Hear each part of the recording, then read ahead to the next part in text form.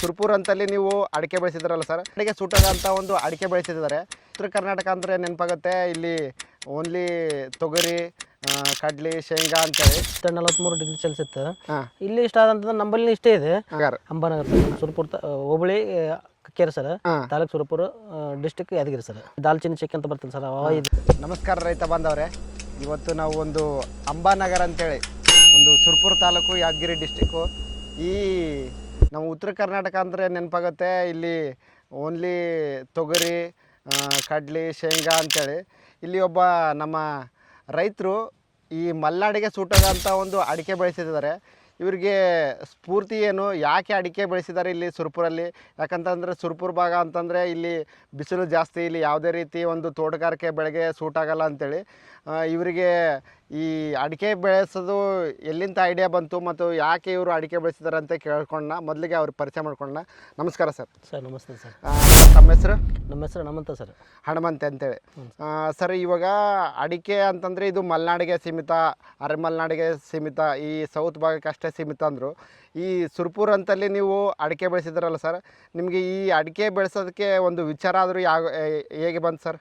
Sir, ವಿಚಾರ ಬರೋದಕ್ಕಿಂತ ಮುಂಚೆ ನಾವು ಯೂಟ್ಯೂಬಲ್ಲಿ ಒಂದು ಸಲ 2 ಸಲ ಸರ್ಚ್ ಮಾಡಿ ನೋಡಿದ್ದೀನಿ ಸರ್. ಆಮೇಲೆ ನಾನು ಮಕ್ಕಳ ಉಡುಪಿಗೆ ಬಿಟ್ಟಿದ್ನಿಲ್ಲ ಸರ್. ಉಡುಪಿಗೆ ಬಿಟ್ಟು ಏಪ್ರಿಲ್ ಮೇ ಟೈಮ್ನಾಗ ನಾನು ಕಾಲೇಜ್ ನೋಡೋಕೆ ಹೋದ ಟೈಮ್ನಾಗ ಅಲ್ಲಿ ಬಿಸಿಲು ಮ್ಯಾಕ್ಸಿಮಮ್ 42-43 ಡಿಗ್ರಿ ಸೆಲ್ಸಿಯಸ್ ಇತ್ತು. ಇಲ್ಲಿ ಇಷ್ಟ ಆದಂತಂದ್ರೆ ನಂಬಲ್ಲಿ ಇಷ್ಟೇ ಇದೆ. ಮತ್ತು ಇಲ್ಲಿ ನಂಬಲ್ಲಿ ಆದ್ರೆ ಯಾಕೆ ಆಗಬಾರ್ದು, ಒಂದ್ಸಲ ಟ್ರೈ ಮಾಡಿ ನೋಡೋಣ ಅಂತ ಮಾಡಿದ್ದೀನಿ ಸರ್ ನಾನು. ಒಂದು ಆಸಕ್ತಿನೂ ಇದೆ. ಇದೆ ಸರ್, ಇದೆ ಸರ್. ಈ ತೋಟಗಾರಿಕೆ ಬಹುದಿನ ಬೆಳಿಬೇಕಂತ ಬಹಳ ಆಸಕ್ತಿ ಇದೆ. ಬಹುವಾರ್ಷಿಕ ಬೆಳೆಗಳನ್ನ ಬೆಳಿಬೇಕಂತ ಆಸೆ ಇದೆ. ಇದು ಸರ್, ನೀವು ಟೋಟಲ್ ಆಗಿ ಅಡಿಕೆ ಎಷ್ಟು ಎಕರೆ ಹಾಕಿದ್ದಾರೆ ಸರ್? ಇಲ್ಲಿ 2 ಎಕರೆ ಇದೆ ಸರ್. 2 ಎಕರೆ ಇದೆ ಸರ್. ಅಂಬಾನಗರ ಸುರಪುರ ಹೋಬಳಿ Kakkeri sir, taluk Surapura, district Yadgir sir. ಅಂಬಾನಗರದಾಗ ಇರೋದು ಸರ್ ನಾವು. ಅಂಬಾನಗರದಾಗ ಇರೋದು ಸರ್. ಇವಾಗ ಹಾಕಿದ್ರಲ್ಲ, ಇದು ಎಷ್ಟು ವರ್ಷದ ಬೆಳೆ ಸರ್? ಈಗ ಮ್ಯಾಕ್ಸಿಮಮ್ ಅಂದ್ರೆ ಒಂದು 1.5 ವರ್ಷ, 18 ತಿಂಗಳು ಬೆಳೆ ಇದೆ ಸರ್. ಇದು 18 ತಿಂಗಳ ಬೆಳೆ. ಹ್ಞೂ ಸರ್. ಈ ಸಸಿಗಳನ್ನ ನೀವು ಎಲ್ಲಿ ತೊಗೊಂಬಂದ್ರಿ ಸರ್? ಇವು ಸಸಿ ಶಿವಮೊಗ್ಗದಾಗ ತಂದಿವಿ ಸರ್. ಶಿವಮೊಗ್ಗದಾಗ ತೊಗೊಂಬಂದ್ರಿ. ನೀವು ಹಾಕುವಾಗ ಯಾವ್ದಾದ್ರದ್ದು ಸಜೆಷನ್ ಕೊಡ್ತಾವ ಅಥವಾ ನೀವೇ ಈ ಯೂಟ್ಯೂಬಲ್ಲಿ ನೋಡಿಕೊಂಡು ನಿಮ್ಮ ಸ್ವಂತ ನಿರ್ಧಾರಲ್ಲೇ ಹೋಗಿ ಚೂಸ್ ಮಾಡಿದ್ರ ಸರ್? ನಮ್ಮ ಸ್ವಂತ ನಿರ್ಧಾರಲಿದ್ದೇ ಮಾಡಿದ್ದೇವೆ ಸರ್. ಓಕೆ. ಸ್ವಂತ ನಿರ್ಧಾರಲಿದ್ದೆ ಪರ್ಚೇಸ್ ಮಾಡಿದ್ರೆ ನಾವೇ. ನಮ್ಮ ಫ್ರೆಂಡ್ ಇದ್ದಾರೆ ಸರ್, ಕೃಷ್ಣ ನಾಯ್ಕ ಅಂತ. ಅವರು ಸುಮಾರು ಒಂದು 15-20 ವರ್ಷ ಅಲ್ಲಿ ಮಲೆನಾಡಿದಾಗ ಕೆಲಸ ಮಾಡ್ಯಾರ ಸರ್. ಇದ್ರ ಕೆಲಸನೇ ಮಾಡಿದಾರೆ ಸರ್ ಅಲ್ಲಿ. ಇಂಥ ತೋಟದ ಒಳಗೆ ಜಾಸ್ತಿ ಅವರು ಅಲ್ಲೇ ಅವರು ಇದು ಮಾಡ್ಯಾರ ಸರ್, ಕೆಲಸ ಮಾಡಿದ್ದಾರೆ. ಅವರು ನಮ್ಮ ಫ್ರೆಂಡ್ ಅಲ್ಲ, ಹಿಂಗಾಗಿ ಒಂದ್ಸಲ ಮಾಡೋಣ ಅಂತ ಮಾಡಿದ್ದೇವೆ ಸರ್. ಅವ್ರು ಮಾಡಿಲ್ಲ, ಆದ್ರೆ ನಾವೇ ಮಾಡಿರೋದು ಸರ್. ಈಗ ಸರ್, ಈ ಅಡಿಕೆ ಬಿಟ್ಟು ಈ ಭಾಗಕ್ಕೆ ಸುತ್ತಮುತ್ತ ಏನು ಬೆಳಿತಾರೆ ಮತ್ತೆ? ಸುತ್ತಮುತ್ತ ಏನು ಸರ್, ಅದೇ ಪ್ಯಾಡಿನೇ ಸರ್. ಮೇಜರ್ ಆಗಿ ಭತ್ತ. ಈ ಭತ್ತ ಬಿಟ್ಟು ಈಗ ಈ ಸುತ್ತಮುತ್ತ ಅಡಿಕೆ ಬೆಳೆದವ್ರು ಅಂತಂದ್ರೆ ನೀವು ಒಬ್ಬರೇ? ನಾವೊಬ್ಬರು ಸರ್. ಮತ್ತೆ ಇದು ಯಾವ ಶೇಂಗಾ, ತೊಗರಿ, ಕಾಟನ್, ಹತ್ತಿ, ಈ ಥರದ್ದು ಒಂದು ಮಳೆ ಆಶ್ರಿತ ಬೆಳೆಗಳು ಬರ್ತಾರೆ. ಇದರಲ್ಲಿ ನಾವು ಯಾಕೆ ಸಾಧನೆ ಮಾಡಬಾರ್ದು ಅಂತ ಹೇಳಿ ನಿಮ್ಗೆ ವಿಚಾರ ಬಂದಾಗ ನೀವು ಅಡಿಕೆ ಹಾಕಿದ್ರೆ?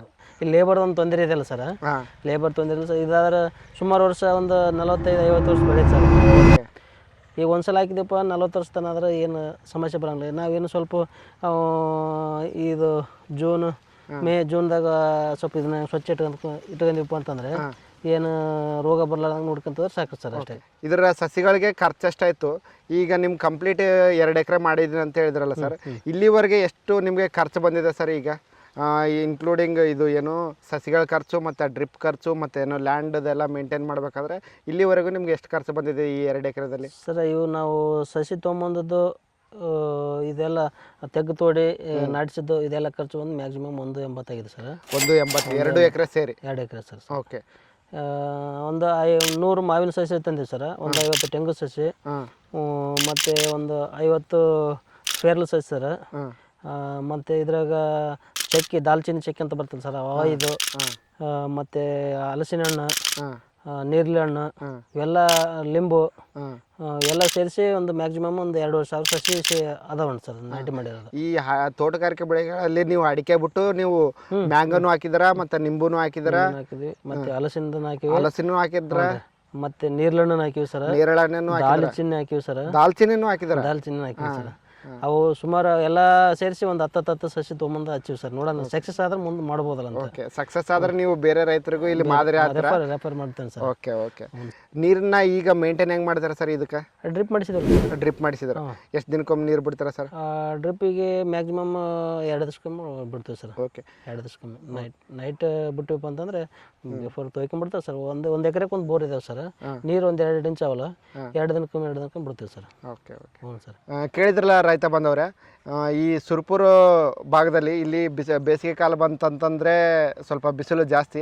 ಆದರೂ ಕೂಡ ಇವರು ತೋಟಗಾರಿಕೆ ಬೆಳೆಗಳಲ್ಲಿ ಆಸಕ್ತಿ ಇರೋದ್ರಿಂದ ಒಂದು ಮಾವು ಆಗಿರ್ಬೋದು, ಒಂದು ಅಡಿಕೆ ಆಗಿರ್ಬೋದು, ಒಂದು ನಿಂಬು ಆಗಿರ್ಬೋದು, ಮತ್ತೇನು ದಾಲ್ಚಿನ್ನಿ ಆಗಿರ್ಬೋದು, ಈ ರೀತಿ ಒಂದು ತಮ್ಮ ಹಲಸಿನ ಹಣ್ಣು ಆಗಿರ್ಬೋದು, ತಮ್ಮ ಸ್ವಂತ ಇಚ್ಛೆಯಿಂದ ಇಲ್ಲಿ ತೋಟಗಾರಿಕೆ ಬೆಳೆದು ಮಾದರಿ ಆಗ್ತಿದ್ದಾರೆ. ನಿಮಗೆ ಇವ್ರ ನಂಬರ್ ಕೊಟ್ಟಿರ್ತಾರೆ. ನೀವು ಯಾರಾದರೂ ಒಂದು ತೋಟಗಾರಿಕೆ ಬೆಳೆಯಲ್ಲಿ ಆಸಕ್ತಿ ಇದ್ದರೆ ಇವರಿಗೆ ನೀವು ಸಂಪರ್ಕ ಮಾಡಿ ತಿಳ್ಕೊಬೋದು ಮಾಹಿತಿನ. ಹೆಚ್ಚಿನ ಮಾಹಿತಿಗಾಗಿ ನಮ್ಮ ಅಕ್ಷಯ್ ಕೃಷಿ ಮತ್ತು ಒಂದು ಪ್ರಜ್ಞಾನ್ ಕೃಷಿಯನ್ನು ಯೂಟ್ಯೂಬು, ಫೇಸ್ಬುಕ್ಕು ಮತ್ತು ಇನ್ಸ್ಟಾಗ್ರಾಮ್ದಲ್ಲಿ ನೀವು ಫಾಲೋ ಮಾಡಬೋದು. ಧನ್ಯವಾದಗಳು. ನಮಸ್ತೆ ಸರ್.